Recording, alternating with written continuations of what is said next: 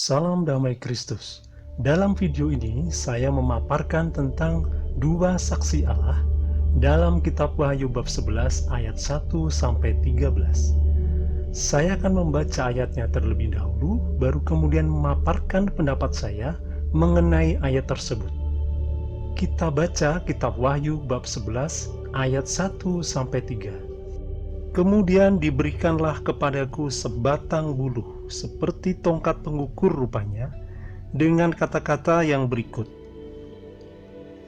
Bangunlah dan ukurlah bait suci Allah dan mezbah dan mereka yang beribadah di dalamnya. Tetapi kecualikan pelataran bait suci yang di sebelah luar, janganlah engkau mengukurnya, karena ia telah diberikan kepada bangsa-bangsa lain, dan mereka akan menginjak-injak kota suci 42 bulan lamanya. Dan aku akan memberikan tugas kepada dua saksiku supaya mereka bernubuat sambil berkabung 1260 hari lamanya. Tongkat pengukur dalam ayat tersebut adalah aturan yang telah ditetapkan dan harus dipatuhi. Bait suci Allah adalah gerejanya, di mana Allah berkenan hadir di dalamnya. Aturan yang telah ditetapkan itu hanya untuk gerejanya dan bukan untuk di luar gerejanya. Karena di luar gerejanya, aturan itu tidak lagi diindahkan, bahkan telah diinjak-injak atau dilecehkan oleh orang-orang yang sebenarnya mengenal gereja Tuhan. Maka Allah mengutus dua saksinya untuk memperingatkan dengan bernubuat apa yang akan terjadi jika hal tersebut tidak dihentikan.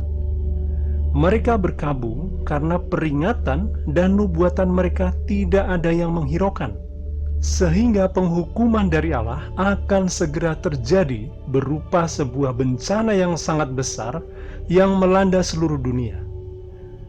Kemudian pada ayat berikutnya, ayat 4-5 dikatakan, mereka adalah kedua pohon zaitun dan kedua kaki dian yang berdiri di hadapan Tuhan semesta alam.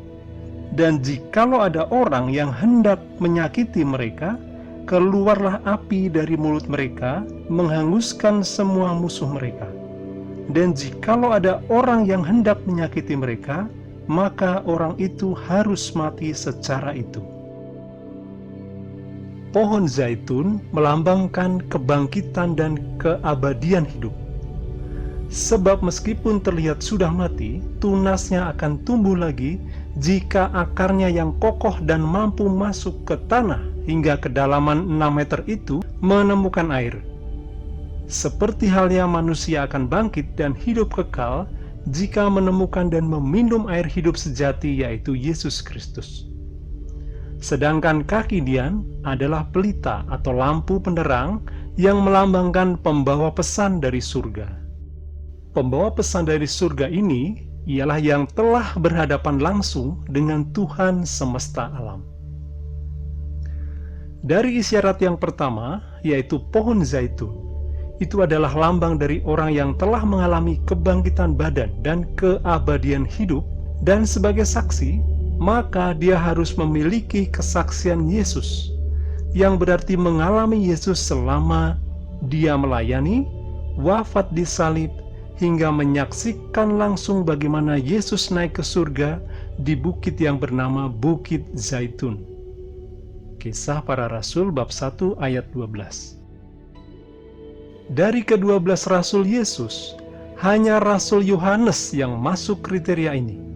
Sebab selain dia selalu bersama Yesus sejak memulai pelayanan, dia adalah satu-satunya Rasul yang berada di bawah salib saat Yesus wafat. Dia juga saksi kebangkitannya dan juga menyaksikan bagaimana Yesus naik ke surga di Bukit Zaitun.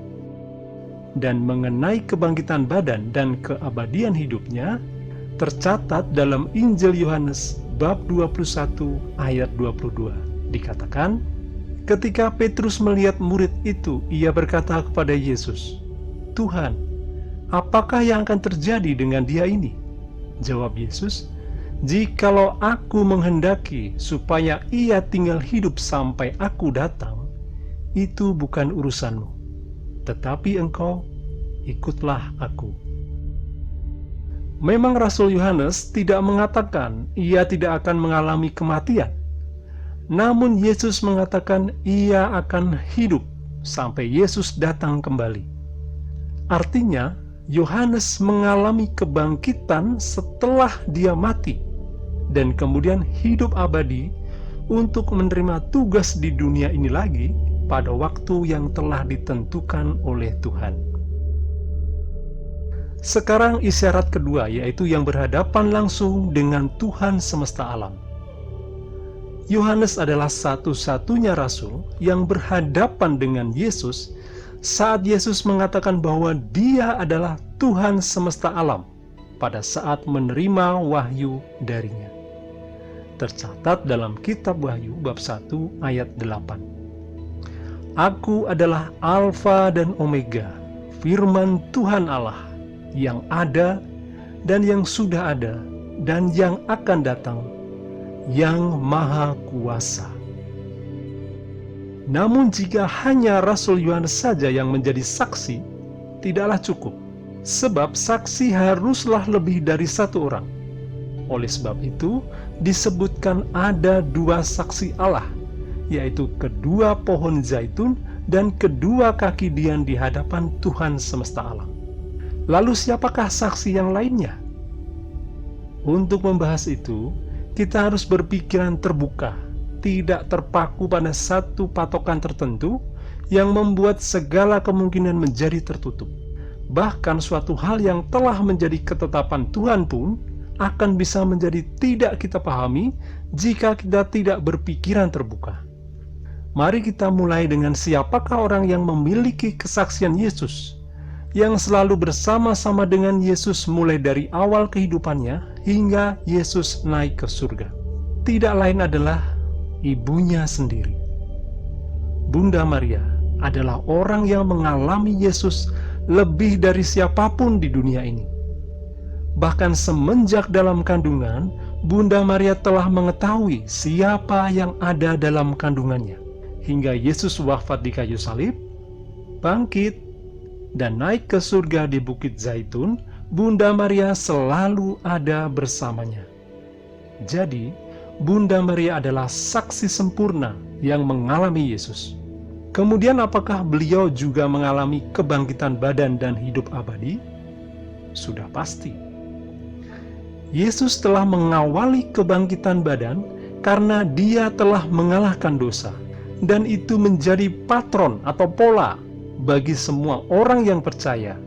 Jika telah bebas dari dosa asal dan dosa perbuatan, maka ia akan dibangkitkan oleh Tuhan dan hidup abadi bersamanya. Hanya kapan kita akan dibangkitkan Tuhan, itu sepenuhnya keputusannya. Jika ada orang yang dibangkitkan Tuhan sebelum dunia ini berakhir, Tuhan pasti mempunyai rencana terhadap keselamatan semua manusia. Begitu juga dengan kebangkitan badan yang dialami oleh Bunda Maria dan Rasul Yohanes ini, Tuhan sedang menjalankan rencana besarnya untuk keselamatan manusia. Baik, sudah terjawab untuk pertanyaan siapakah saksi Allah yang digambarkan sebagai dua pohon zaitun. Kemudian siapakah saksi Allah yang digambarkan sebagai dua kaki dian di hadapan Tuhan semesta alam? Satu orang telah saya paparkan di atas, yaitu Rasul Yohanes adalah satu-satunya Rasul yang berhadapan dengan Yesus saat dia mengatakan dirinya adalah yang Maha Kuasa. Siapakah satu orang lainnya? Anda pasti sudah tahu, karena ada keterkaitan antara pohon zaitun dan kaki dian. Dan disebutkan hanya ada dua saksi dan tidak lebih. Tentu saja dia adalah Bunda Maria. Semenjak Tuhan Yesus mengatakan, "Inilah ibumu," maka Rasul Yohanes selalu tinggal bersama Bunda Maria. Dan pada saat Rasul Yohanes itu mendapat wahyu, Bunda Maria juga bersamanya. Jadi pada saat itu mereka berdua, Rasul Yohanes dan Bunda Maria, di hadapan Yesus, Alfa dan Omega, yang Maha Kuasa. Terlebih lagi, Jika mereka berdua telah mengalami kebangkitan badan dan hidup abadi, bukankah mereka juga berhadapan dengan Tuhan yang Maha Kuasa di surga? Jadi peristiwa saat-saat terakhir sebelum Yesus wafat di salib bukan sekedar peristiwa penitipan ibunya kepada murid yang dikasihinya saja, namun ini memang kehendak Tuhan untuk rencananya di masa sekarang ini. Kita lanjutkan ayat 6.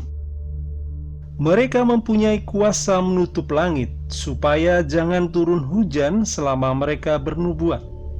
Dan mereka mempunyai kuasa atas segala air untuk mengubahnya menjadi darah, dan untuk memukul bumi dengan segala jenis malapetaka setiap kali mereka menghendakinya. Dua saksi ini memiliki kuasa untuk menutup langit agar tidak menurunkan hujan selama mereka bernubuat, dan kuasa atas segala air untuk dirubah menjadi darah, dan juga untuk memukul bumi dengan malapetaka. Kita tahu dalam Perjanjian Lama, nabi yang memiliki kuasa untuk menutup langit agar tidak hujan adalah Nabi Elia, dan yang memiliki kuasa merubah air menjadi darah dan memukul bumi dengan malapetaka adalah Nabi Musa. Jadi, Allah menunjukkan dalam wahyunya itu bahwa dua saksinya itu memiliki kesamaan tugas yang diberikan Allah dengan tugas dari kedua nabi dalam Perjanjian Lama, yaitu tugas yang sama dengan Elia untuk memperingatkan kesesatan, dan tugas yang sama dengan Musa untuk memperingatkan kebebalan hati. Ayat berikutnya, ayat 7 sampai 13. Dan apabila mereka telah menyelesaikan kesaksian mereka, maka binatang yang muncul dari jurang maut akan memerangi mereka dan mengalahkan serta membunuh mereka. Dan mayat mereka akan terletak di atas jalan raya kota besar, yang secara rohani disebut Sodom dan Mesir, di mana juga Tuhan mereka disalibkan.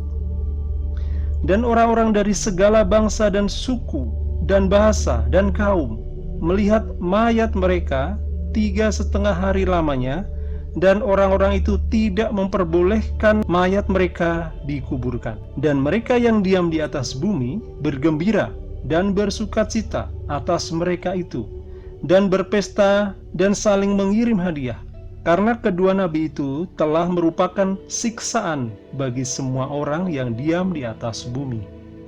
3,5 hari kemudian masuklah roh kehidupan dari Allah ke dalam mereka, sehingga mereka bangkit, dan semua orang yang melihat mereka menjadi sangat takut. Dan orang-orang itu mendengar suatu suara yang nyaring dari surga berkata kepada mereka, "Naiklah kemari." Lalu naiklah mereka ke langit, diselubungi awan, disaksikan oleh musuh-musuh mereka. Pada saat itu terjadilah gempa bumi yang dahsyat, dan 1/10 bagian dari kota itu rubuh, dan 7.000 orang mati oleh gempa bumi itu, dan orang-orang lain sangat ketakutan, lalu memuliakan Allah yang di surga. Maka kuasa kegelapan tidak akan tinggal diam.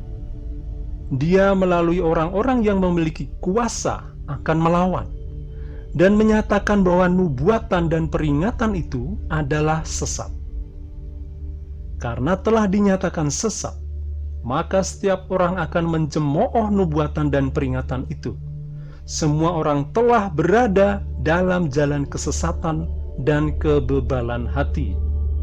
Dan yang paling menyedihkan adalah kesesatan dan kebebalan hati ini berada pada orang-orang yang percaya kepada Tuhan. Mereka dengan segenap kemampuannya membuktikan bahwa nubuatan dan peringatan itu bukan berasal dari surga. Dan dengan telah dilupakannya pesan dari surga itu oleh hampir semua orang percaya, maka kehidupan mereka kembali seperti sedia kala.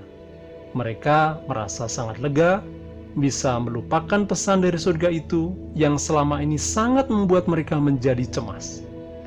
Hingga pada suatu saat Tuhan dengan caranya menyatakan bahwa pesan itu memang dari surga, dengan memberikan tanda-tanda akan terjadinya bencana besar yang telah dinubuatkan. Semua orang menjadi ketakutan, namun semuanya telah terlambat. Bencana besar itu terjadi dan banyak kesedihan yang dialami karena mengabaikan pesan dari surga tersebut. Dan setelah peristiwa itu, orang kembali memalingkan wajah mereka kepada Tuhan. Kitab Wahyu adalah tulisan Rasul Yohanes dari apa yang ia lihat dalam penglihatan yang diberikan Tuhan. Namun itu bukanlah sebuah timeline berurutan yang membentuk sebuah kronologis. Apa yang digambarkan di dalamnya bisa peristiwa yang telah terjadi, yang sedang terjadi, atau yang akan terjadi. Yang jelas, kita semua berada dalam kitab Wahyu ini.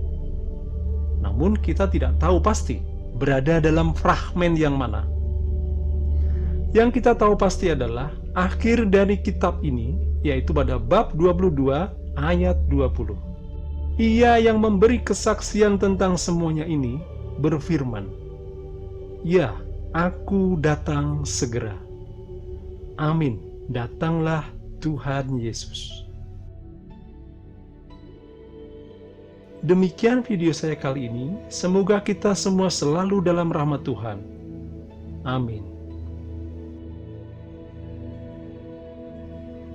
Sahabat 5 dan 2, untuk mendukung pelayanan channel ini, jangan lupa untuk subscribe, share, dan nyalakan lonceng notifikasinya.